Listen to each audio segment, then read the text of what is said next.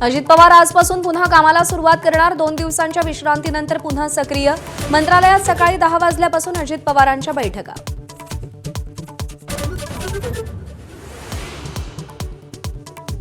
उद्धव ठाकरेंसोबतच्या भेटीनंतर आज मनसेची स्वतंत्र बैठक। राज ठाकरे नेत्यांसोबत महापालिका निवडणुकीच्या रणनीतीवर चर्चा करणार।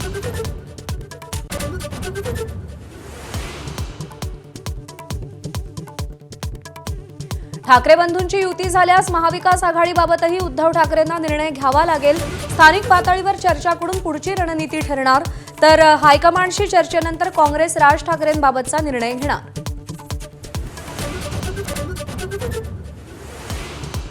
दसरा मेळाव्याबाबत दोन्ही शिवसेनेचं ठरलं। ठाकरेंच्या शिवसेनेचा दसरा मेळावा शिवाजी पार्कातच, तर शिंदेंच्या शिवसेनेकडून आझाद मैदान फायनल झाल्याची माहिती।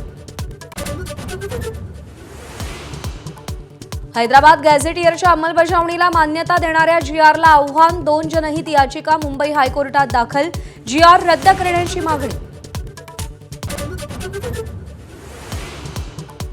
संघाच्या 100 वर्षाच्या काळात मोहन भागवतांचा काळ सर्वात परिवर्तनकारी। सरसंघचालकांच्या 75 निमित्त पंतप्रधान मोदींनी विशेष लेख लिहिला। भागवतांच्या व्यक्तिमत्वातील विविध पैलूंवर प्रकाश टाकला।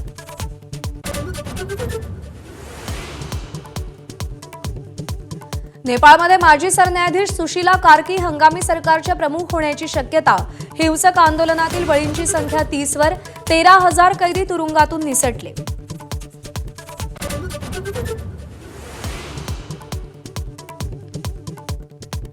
अमेरिकेचे पुराणमतवादी कार्यकर्ते चार्ली किर्क यांची विद्यापीठात भाषण देत असताना गोळ्या घालून हत्या।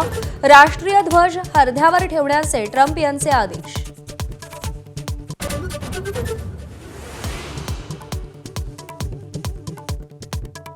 सोलापूर शहरासह ग्रामीण भागाला रात्रभर मुसळधार पावसानं झोडपलं।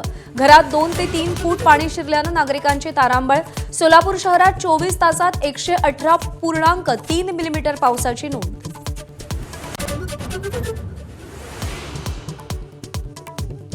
माणुसकी धाब्यावर बसवलीये का? हायकोर्टाचा कारागृह प्रशासनाला संतप्त सवाल। कबीर कला मंचच्या रमेश गायचोरांना वडिलांना भेटण्यासाठी जामिनावर न सोडल्यामुळे कोर्ट संतापलं। सरकारी बँकांच्या महाविलीनीकरणाची शक्यता। 12 ऐवजी फक्त 3 ते 4 मोठ्या बँका निर्माण करण्याचा सरकारचा विचार।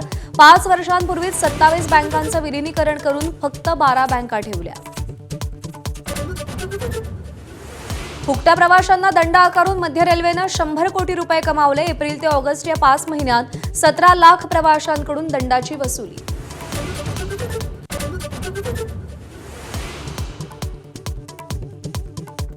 टीम इंडियाकडून दुबळ्या युएईचा 9 विकेट्सनं धुव्वा। भारतीय संघाची आशिया चषकात दणक्यात सुरुवात।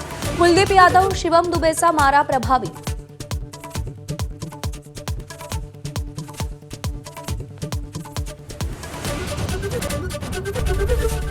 एबीपी माझा, उघडा डोळे बघा नीट।